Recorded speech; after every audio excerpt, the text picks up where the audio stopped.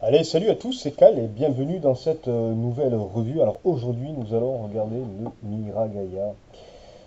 Miragaya, alors c'est un dinosaure qui est intéressant parce que il n'est pas énormément représenté dans les autres gammes de figurines et c'est somme toute un stégosaurien atypique. Atypique pourquoi? Parce que déjà, sa principale singularité, finalement, c'est son cou. Hein, c'est son cou qui est extrêmement long. Donc, limite, on pourrait dire que c'est un hybride entre un sauropode et un stégosaurien, quoi. Mais au-delà de ça, c'est une vraie réussite esthétique, je trouve.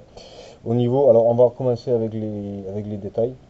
Alors, au niveau de la tête, je trouve que la couleur, le mélange de couleurs bleutées au niveau des joues et en dessous de la gorge, cette couleur un peu plus rouge, voire ocre, je trouve que ça souligne assez, ça donne un contraste à la peau générale de l'animal qui est plutôt verte avec une espèce de beige pâle. Les yeux, bon, mais les yeux sont assez classiques, mais c'est bien fait. Le crâne, je trouve qu'il est vachement fin. Il est bien sculpté. L'intérieur de la bouche a été sculpté. On peut voir la petite langue. Bon, là, on ne le verra peut-être pas super bien, mais on peut le voir. Au niveau des détails, au niveau du cou, bon, mais c'est assez léger au niveau de la sculpture. Il n'y a pas énormément de relief, à moins de passer le doigt dessus.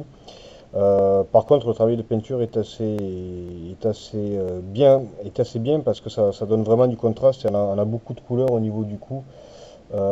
Parce que en plus les plaques dorsales sont surlignées un petit peu avec un trait orangé, avec un petit peu plus de clair au niveau de la base et les pointes qui sont noires. Bon, mais de l'autre côté, c'est pareil, hein.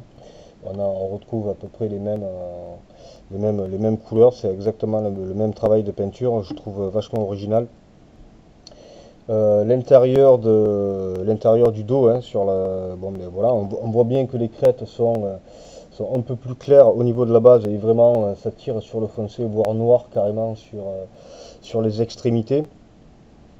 Au niveau des jambes, on voit que là aussi, bah, il y a un bon travail il y a un bon travail de sculpture qui n'est pas forcément visible de loin, mais il faut vraiment s'approcher pour le voir, quoi. Donc on a des plissures au niveau des jambes, on a des plissures au niveau du bas-ventre. On a quelques détails, les pattes ont été peintes individuellement au niveau des ongles. L'intérieur, comme on peut le voir là, il est plus clair, donc clair à l'intérieur et vraiment vert, un peu fin, plus vert en tout cas sur l'extérieur. Au niveau des cuisses, ben, les cuisses c'est à peu près pareil, hein. On retrouve le joli travail là au niveau des hanches. Donc on a l'os de la hanche qui ressort à ce niveau-là. Là devant au niveau de l'omoplate, ça ressort à peu près à ce niveau-là. Que dire sinon? Ben, la queue, même travail de peinture, j'ai envie de dire, au niveau de la queue que sur le cou. Sauf que là, on n'a pas la couleur ocre qui vient souligner, on a la couleur un peu plus claire, un peu plus beige pâle, même, j'ai envie de dire, même limite couleur sable, quoi. Et je trouve que ça ressort plutôt bien, ça contraste l'animal. Il n'a pas des teintes trop flashy, mais je trouve que globalement, l'esthétique est bien, quoi. Il est joli, quoi. Puis en plus, au niveau de, voilà, là, si on le regarde dessus, on voit que la courbure est une forme, là aussi, une forme de S tirée. Donc l'animal n'est pas rectiligne, hein, il y a quand même des poses.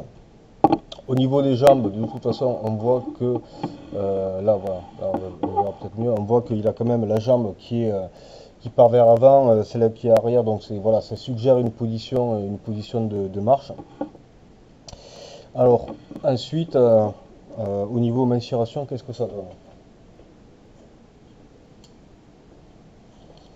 Alors, on va mesurer au niveau des épines dorsales les plus hautes. Donc ouais. On est donc en hauteur, on est à 10 cm et en longueur, et en longueur, on est à 23 cm.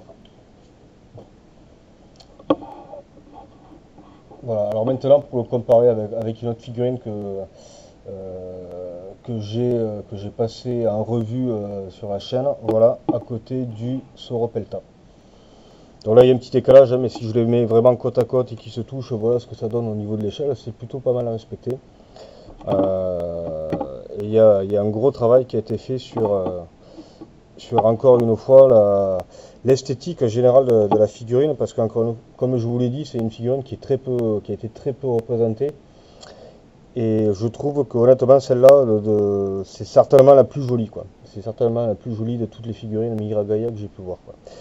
Et puis en plus, je trouve que voilà, par rapport au gabarit, bon, c'est plutôt pas mal, quoi. Donc sur Endurama, ça pourrait à la limite coller. Mais de toute façon, c'est une très belle pièce pour votre collection, ça c'est évident.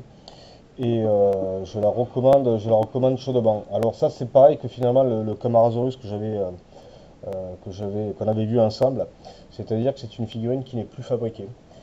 Enfin, je crois pas trop me tromper en disant qu'elle n'est plus fabriquée, quoi. Mais en tout cas, oui, si vous avez l'occasion si vous ne l'avez pas encore dans votre collection, si vous avez l'occasion de vous la procurer, je vous le conseille vivement. Allez, c'est tout pour aujourd'hui. Ciao.